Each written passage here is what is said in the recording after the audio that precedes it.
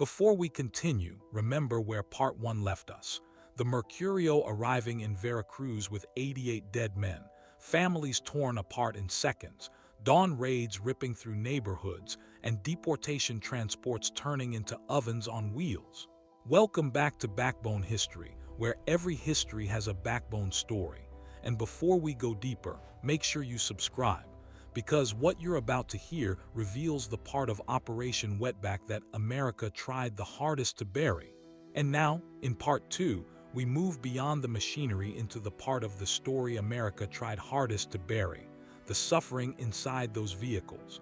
Once the buses and trucks started rolling, what happened inside them wasn't just cruel, it was catastrophic.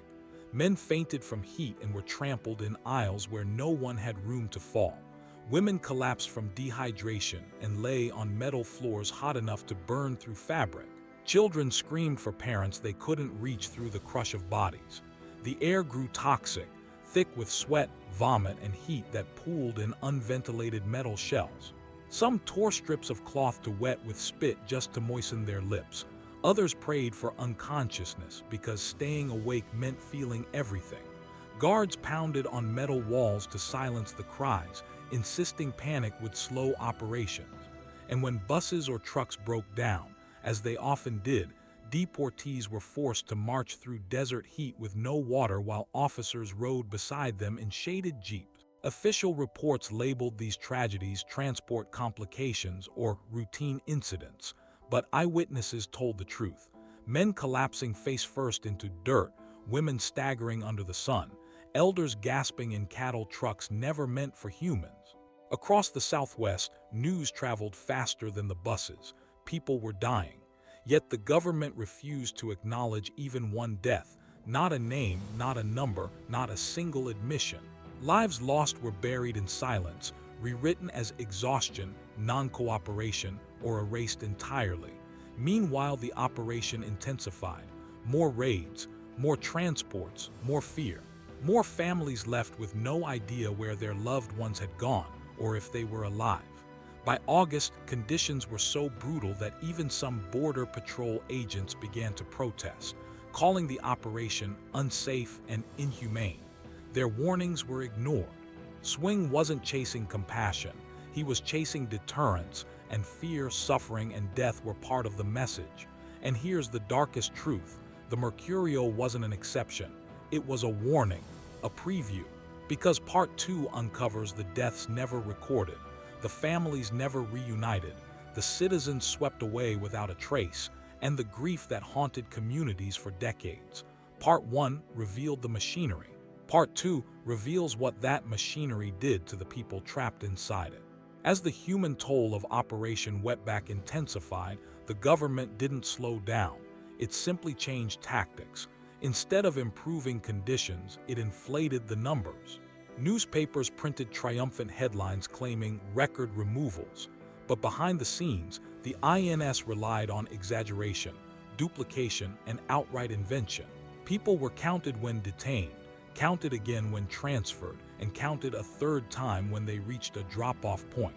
Entire districts reported impossible weekly totals. Tens of thousands supposedly processed with only a fraction ever arrested. Staged photographs, carefully arranged lines of detainees, and dramatic press releases turned chaos into spectacle. Even worse, anyone who fled out of fear, families who packed up overnight, workers who ran before raids, entire neighborhoods that emptied, were added to the deportation tally as voluntary departures. Panic became a statistical victory. Swing understood that accuracy didn't matter, size did. Bigger numbers created fear, fear created compliance, and compliance fueled political power. In truth, far fewer people were formally deported than the government claimed. Historians now estimate less than a third were actually processed by law. But the propaganda machine didn't slow.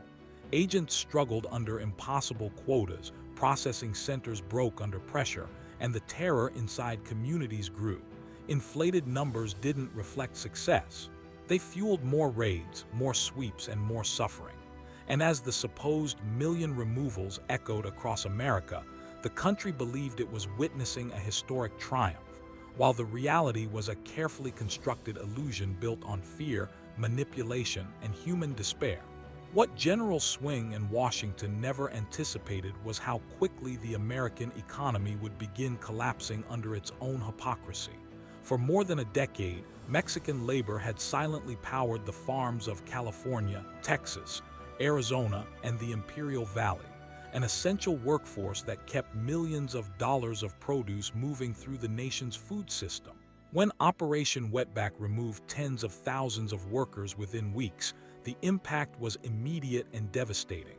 Crops withered under the sun because there were no hands left to harvest them.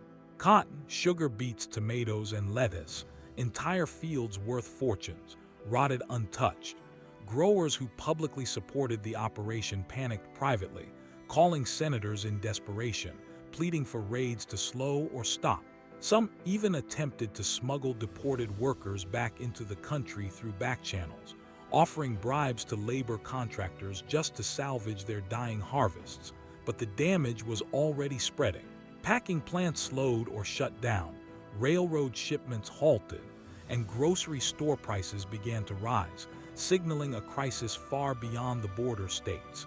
Newspapers that once glorified the operation now printed cautious phrases like unexpected shortages and supply disruptions, quietly avoiding the truth that the country had destroyed the very workforce it relied on. Even the Bracero program, meant to supply legal farm labor, was overwhelmed and unprepared for the sudden demand. Growers who had once underpaid or ignored braceros now begged for them, offering bonuses, housing, and incentives just to keep their fields alive. The hypocrisy was staggering.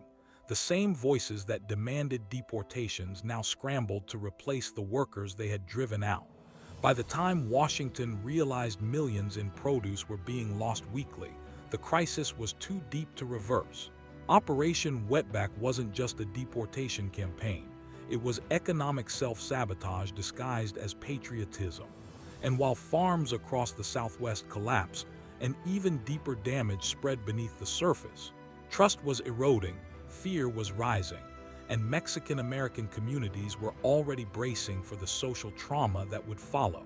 As the economy collapsed in the field, something deeper and far more lasting was breaking inside the homes and neighborhoods affected by Operation Wetback, a psychological trauma that reshaped Mexican-American life for generations. The raids didn't just disrupt daily routines, they erased the idea of safety itself. Families slept in their clothes, shoes on, bags packed, ready to flee at a moment's noise. Parents taught their children not to answer the door, not to speak with an accent in public, not to stay outside after dark. People burned letters, hid their money under floorboards, and avoided telephones out of fear that any trace of their lives could be used against them. In cities like Los Angeles, San Diego, El Paso, and San Antonio, U.S.-born Mexican Americans carried birth certificates everywhere. Men kept Army discharge papers in their pockets while mowing their lawns. Women carried marriage licenses in grocery stores, and elders refused to step outside without identification. One misunderstanding, one missing document, one officer's suspicion could erase a citizen's life in minutes. Schools emptied. Children stayed home because they feared returning to an empty house. Elders who had lived in their neighborhoods for decades became prisoners inside their own homes, too afraid to walk outside. Worst of all were the sudden separations. Fathers taken before dawn, mothers detained while children played at recess, infants left with neighbors because their parents never returned from work. Some families found each other weeks or months later. Many never did. The emotional aftermath didn't fade when the raid stopped. Children who grew up during this era later described a fear so deep it became part of who they were. Fear of police, fear of paperwork, fear of knocking at doors, fear of being seen. Communities that were once vibrant, open, and culturally expressive withdrew into themselves, becoming cautious, guarded, and mistrustful of government institutions. Operation Wetback didn't just remove people. It shattered trust, reshaped identity, and left a trauma that lived on in memories, in behavior, and in the quiet caution passed down through generations.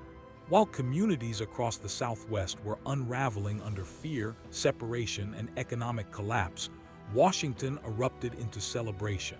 To politicians, Operation Wetback wasn't a humanitarian disaster, it was a political achievement. Senators stood in the halls of Congress praising the mission as proof that America had restored order and reclaimed the border, boasting about inflated deportation numbers they knew were manipulated. Newspapers on the East Coast echoed the triumph, calling the operation decisive, patriotic, and a model of national strength. Even though few of these voices had ever seen the dying fields, the overcrowded buses, or the devastated neighborhoods, Eisenhower's administration framed the operation as one of its great successes, distributing glowing internal memos about military-style efficiency and historic removal figures, while privately acknowledging chaos, deaths, and collapsing facilities. The operation gave swing national praise, strengthened budgets for enforcement, and emboldened politicians to propose expanding the program indefinitely, ignorant or uninterested in the damage already spreading through agricultural and Mexican-American communities. Inside the government, agencies clashed. The Department of Labor warned the operation was too harsh. The INS insisted it wasn't harsh enough.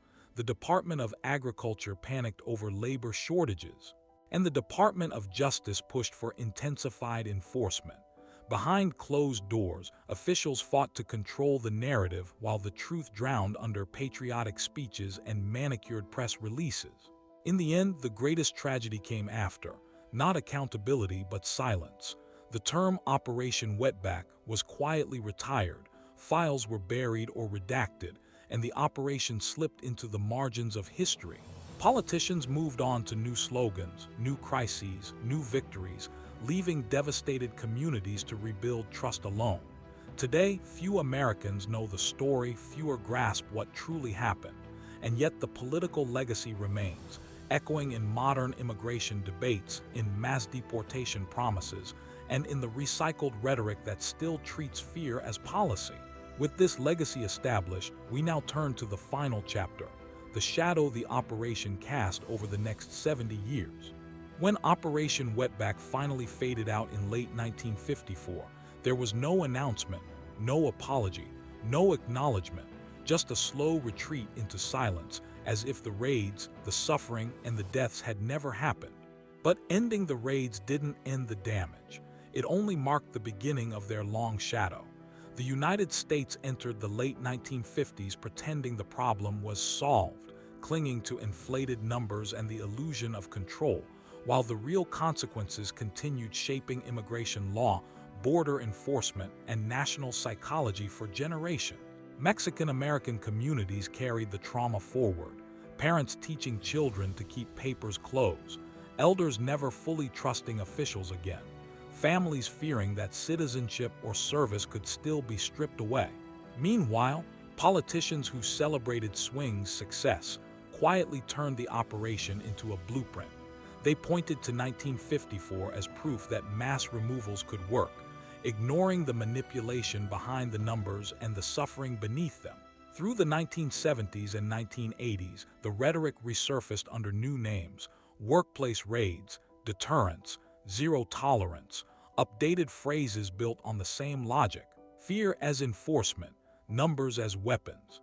By the 21st century, echoes of Operation Wetback were louder than ever as politicians promised to deport millions with the same confidence and blindness to human cost.